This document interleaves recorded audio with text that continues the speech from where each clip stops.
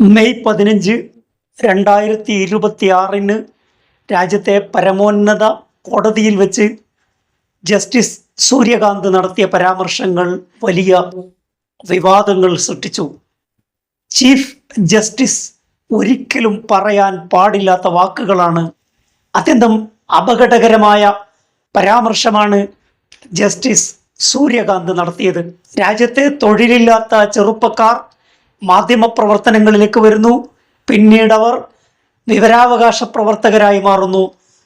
അവർ പാരസൈറ്റുകളാണ്, അവർ കോക്രോച്ചുകളാണ്. ഇതായിരുന്നു ജസ്റ്റിസ് സൂര്യകാന്തിൻ്റെ വിവാദമായ പരാമർശം. വിവാദം കൊടുമ്പിരിക്കൊണ്ടപ്പോൾ അദ്ദേഹം വിശദീകരണവുമായി വന്നു. ഈ രാജ്യത്തെ യുവാക്കളെ ഞാൻ ആക്ഷേപിച്ചിട്ടില്ല, ഇന്ത്യൻ യുവതയിൽ ഞാൻ അഭിമാനം കൊള്ളുന്നു, മീഡിയകൾ എൻ്റെ പ്രസ്താവന മിസ്കോട്ട് ചെയ്യുകയായിരുന്നു എന്നൊക്കെ അദ്ദേഹം വിശദീകരിച്ചു. പൗരന്മാരെ പറ്റി ഇത്തരത്തിലുള്ള പ്രയോഗങ്ങൾ നടത്തുമ്പോൾ ഈ പദങ്ങൾക്ക് ചരിത്രമുണ്ട്, അതിന് ചില കോണ്ടെക്സ്റ്റുകളുണ്ട്. ആ കോണ്ടെക്സ്റ്റ് ഭീകരമാണ്.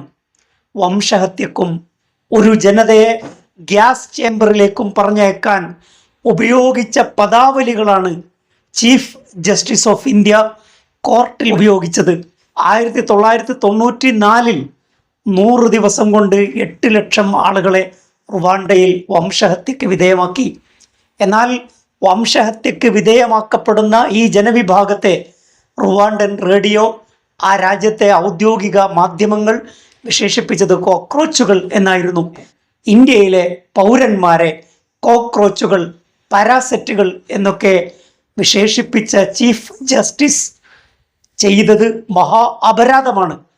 അദ്ദേഹത്തെ പോലെയുള്ള ഉന്നത സ്ഥാനീയനായ ഒരാൾ ഇത്രയും നീചമായ, നികൃഷ്ടമായ വംശഹത്യയുടെ അംശങ്ങളുള്ള പദാവലികൾ ഉപയോഗിക്കുന്നത് തെറ്റായ സന്ദേശങ്ങളാണ് നൽകുക. റുവാണ്ടയിലെ റേഡിയോ, റുവാണ്ടയിലെ ഔദ്യോഗിക സംവിധാനം, സ്കൂളുകൾ എല്ലാം ഈ വിഭാഗം ജനങ്ങളെ കോക്രോച്ചുകൾ എന്ന് പരിഹസിച്ചുകൊണ്ട് അവരെ കൊന്നൊടുക്കുകയാണ് പിന്നീടുണ്ടായത്.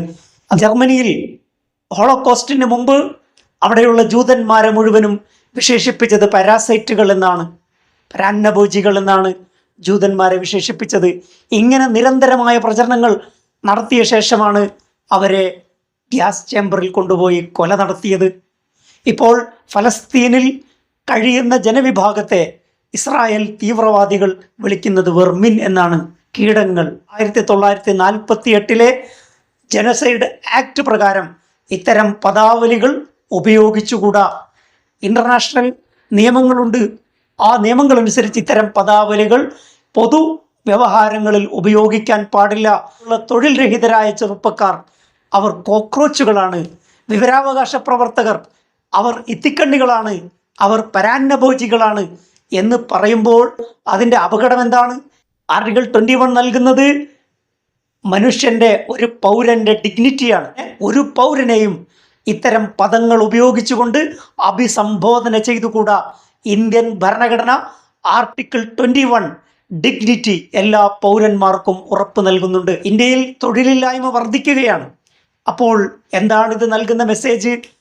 തൊഴിലില്ലായ്മയല്ല പ്രോബ്ലം, തൊഴിലില്ലാത്ത ചെറുപ്പക്കാരാണ് പ്രോബ്ലം. ഇങ്ങനെയുള്ള ഒരു നറേഷൻ സൃഷ്ടിക്കാൻ ചീഫ് ജസ്റ്റിസിൻ്റെ പദപ്രയോഗം കാരണമാകും. വിവരാവകാശം ഉപയോഗിക്കുന്നത് നിയമപരമായി അനുവദിക്കപ്പെട്ട കാര്യമാണ്. രാജ്യത്ത് പൗരന്മാർക്ക് അറിയാനുള്ള അവകാശം, ഫ്രീ സ്പീച്ച്, ആർട്ടിക്കിൾ 19 ഉറപ്പുവരുത്തുന്ന കാര്യമാണ്. അത് ഒരു ചീഫ് ജസ്റ്റിസിൻ്റെ ഔദാര്യമല്ല. ഇൻഫർമേഷൻ ആക്ട് ഉപയോഗിച്ച് ഒരു വിവരം തേടിയാൽ അവരെങ്ങനെ കോക്രോച്ചുകളാകും? അവരെങ്ങനെ വെറുക്കപ്പെട്ടവരാകും? അവർക്ക് ഡിഗ്നിറ്റി ഇല്ലേ? രാജ്യത്തെ ഭരണഘടന നൽകുന്ന അവകാശം ഉപയോഗിച്ചാൽ എങ്ങനെ അവർ കുറ്റക്കാരാകും? ഒരിക്കലും ഒരു ചീഫ് ജസ്റ്റിസ് തൻ്റെ ഒരു വ്യവഹാരത്തിലും ഉപയോഗിച്ചു കൂടാൻ പാടില്ലാത്ത പദപ്രയോഗമാണ് നടത്തിയിരിക്കുന്നത്. ആ പദപ്രയോഗങ്ങൾ പിൻവലിക്കേണ്ടത് നീതിയോട് ചെയ്യുന്ന നീതിയായിരിക്കും.